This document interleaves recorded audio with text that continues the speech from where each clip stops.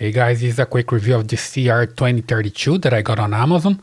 So basically I have here my Apple tag and I need to replace the battery here. So I just need to open it up. I just turn counterclockwise, sorry.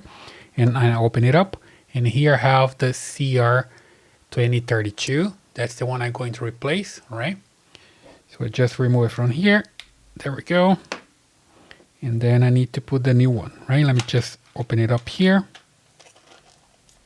So I got one here, that way, remove it from here, and I can just put it here into place and put the cover back, right? So I just need to put it that way here, find the correct place, and twist a little bit.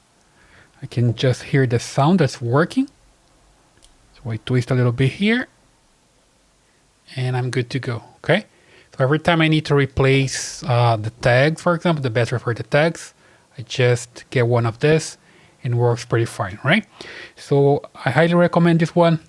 It's pretty affordable, pretty good. You can get yours on Amazon.